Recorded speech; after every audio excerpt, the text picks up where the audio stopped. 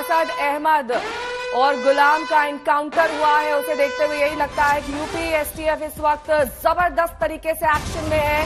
अब से कुछ ही देर पहले झांसी के नजदीक दोनों को एनकाउंटर में ढेर कर दिया गया है। उनके पास से हथियार बरामद किए गए हैं जिनसे वो यूपी एसटीएफ पर फायरिंग भी कर रहे थे।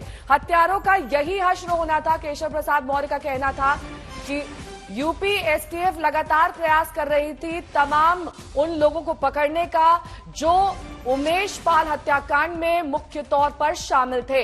अब एनकाउंटर में अतीक का बेटा असद मारा गया है, जो इस पूरे मामले में मुख्य आरोपी, मुख्य शूटर के तौर पर सामने आया था सीसीटीवी फुटेज में। डिप्टी सीएम केशव प्रसाद मौर्य का यह कहना कि लगातार जो बयान अतीक दे रहा है उसे ज्यादा अहमियत देना ठीक नहीं है। कब कानून की गिरफ्त में होगा, लेकिन असद एनकाउंटर में मारा गया है और सरकार ने आखिरकार जो दावा किया था उस पर बात करने के लिए हमारे साथ उत्तर प्रदेश के उप मुख्यमंत्री केशव प्रसाद मौर्य हैं। सर, आपसे बात हो रही थी, असद का एनकाउंटर हुआ है, आपने कहा था चाहे पाताल में हो कहीं भी हो मिट्टी से मिला देंगे, निकाल के पार करेंगे। मैं भी इस बात को फिर दोहरा रहा हूं कि जो किसी की हत्या करेगा तो उसको कानून के हिसाब से फांसी के फंदे में चढ़ना सुनिश्चित है। एसटीएफ लगातार खोज कर रही थी। आज एक बड़ी मुठभेड़ में जिस प्रकार से हमारे उत्तर प्रदेश की पुलिस और एसटीएफ के जवानों ने इन दोनों हत्यारों को, चाहे उसमें असद हो चाहे गुलाम नाम का हो, और इनके इनकाउंटर से प्रयागराज प्रदेश और सभी लोगों में बहुत खुशी है कि इस प्रकार के अपराधियों के खिलाफ कार्रवाई होनी चाहिए थी। यह मुठभेड़ में मारे गए और हो सकता है कि ये पकड़ करके आते तो ये फांसी के फंदे पर चढ़ते, क्योंकि एक गंभीर अपराध। आपको लगता है कि बड़ी कामयाबी, क्योंकि 45 दिन हो गया था, शूटर बाहर था, गिरफ्त में नहीं था, वहां पर पेशी हुई है, रिमांड आपने मांगी है, यहां बेटा मारा गया है, इसको आप कितनी बड़ी उपलब्धि मानते हैं या देरी हुई है? निश्चित तौर से देखिए, देरी नहीं हुई। पुलिस ने लगातार परिश्रम किया, प्रयास किया, उसका परिणाम है कि आज यह दो जो मुख्य अभियुक्तों में से रहे हैं उसमें एक अतीक अहमद का बेटा भी है और एक दूसरा उसका साथी है। दोनों के मुठभेड़ में ढेर होने के समाचार आ रहे हैं। मैं इसके लिए बधाई देते हुए यह मानता हूं कि आज यह देखें अपराध करने वाले कि बाप उस असद का आज कोर्ट के कटघरे में खड़ा है, उसका चच्चा कोर्ट के कटघरे में खड़ा है और ऐसा अपराधी वो ढेर पड़ा है जो इस प्रकार का अपराध करेगा। उसे अब ये समझना चाहिए कि अब उत्तर प्रदेश में अपराध करने की जगह नहीं है। यह उत्तर प्रदेश एक तरह से नए भारत का नया उत्तर प्रदेश। एक आरोप आप पर विपक्ष भी लगा रहा था कि आप मुस्लिम को टारगेट कर रहे हैं, अपराधियों को लेकर के आपने कहा जीरो टॉलरेंस है, लेकिन जिस तरीके की कार्रवाई में देरी हो रही थी, बार बार ये बात हो रही थी कि आखिर केवल इवेंट हो रहा है, अपराधी बाहर है।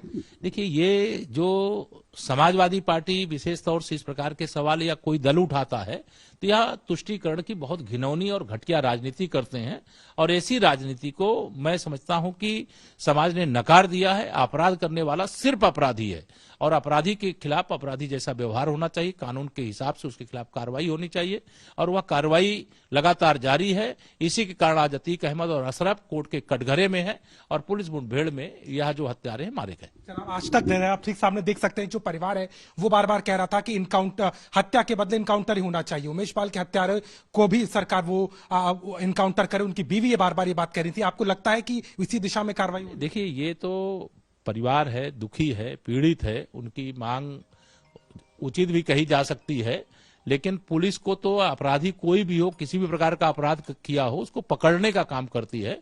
लेकिन जब अपराधी पुलिस पर गोली चलाता है तो जवाब में पुलिस की भी गोली चलती है और उसमें आज ये दोनों अपराधी ढेर हुए हैं। तो पीड़ित परिवार की पीड़ा जो शब्दों में प्रकट होकर के बाहर आई है, उस परिवार के साथ मेरी भी सहानुभूति, मेरे सरकार की सहानुभूति, मेरे पार्टी के कार्यकर्ता और जनता की सहानुभूति है। इस प्रकार के अपराधियों का यही हश्र होना था, लेकिन पकड़ में आवे, इनको कोर्ट के कटघरे में ला करके इनको सजा दिलावें, इसमें और ज्यादा खुशी होती है। लेकिन जब वह पुलिस पर गोली चलाएंगे तो जवाबी कार्रवाई में जिस प्रकार से दोनों खूंखार अपराधी ढेर हुए हैं, यह निश्चित तौर से उत्तर प्रदेश की पुलिस और एसटीएफ बधाई की पात्र। बेटा ढेर हो चुका है, बाप जो है वो अभी पुलिस के रिमांड में है, भाई जो है उस पर भी शिकंजा कसा जा रहा है। क्या इसी तरीके से कार्रवाई आगे चलेगी? देखिए, कानून कोई भी हो, कितना बड़ा गुंडा हो, कितना बड़ा अपराधी हो, कितना बड़ा माफिया हो, कितना बड़ा भ्रष्टाचारी हो, कानून उसके खिलाफ अपने हिसाब से काम करता है और आज वही कार्रवाई हो रही है। और आज इस प्रकार की एक बड़ी उपलब्धि उत्तर प्रदेश की एसटीएफ को मिली है, यह निश्चित तौर से जितनी सराहना की जाए वो कम होगी। मैं एसटीएफ की पूरे टीम को बहुत बधाई देता हूं। सर, और आखिरी सवाल, जिस तरीके से असद कि अब एनकाउंटर हो गया, लेकिन उसका जो बाप है वो बार बार कह रहा था मेरे परिवार को छोड़ दो, उनके पीछे मत पड़ो, अब मिट्टी में तो मिला दिया है, रगड़ क्यों रहे हो, उनको उसको क्या कहेंगे? देखिए वो क्या कह रहा है उस पर क्या प्रतिक्रिया देना। मैं तो आपसे बार बार कहता हूं, हर चैनल के मित्रों से कहता हूं, ऐसे अपराधियों को टीवी में क्यों दिखाना। उसने अपराध किया है, पुलिस अपराधी के खिलाफ कानून के हिसाब से कार्रवाई करती है। रोजाना हजारों की संख्या में ऐसे अपराधी होते हैं जिनको पुलिस कोर्ट लेकर के जाती है और फिर कोर्ट उसकी सुनवाई करती है, फिर उसमें सजा सुनाती है, लोग फांसी के फंदे तक पहुंचते हैं। लेकिन एक ऐसा अपराधी जिसने पूरे प्रदेश और प्रयागराज सभी क्षेत्रों में आतंक का पर्याय बन चुका था, उसको पूरा मीडिया का इवेंट बना दिया। मैं तो सुबह टीवी का चैनल बंद करना पड़ता है कि उसका चेहरा न देखूं। साफ तौर पर इस पूरे मामले पर एक्सक्लूसिवली बात की है उप मुख्यमंत्री ने और कहा है कि इस मामले में जिस तरीके से कार्रवाई चली वो लगातार चलेगी, चाहे इनकाउंटर हो, चाहे न्यायिक प्रक्रिया के तहत जेल की सलाखों के पीछे भेजना, हर हरकत पर सरकार कानून की प्रक्रिया के तहत काम करेगी और उसी का असर है कि अब ये कार्रवाई लगातार बढ़ रही है। लखनऊ से कैमरामैन रोहित कांत के साथ अभिषेक मिश्रा, आज तक।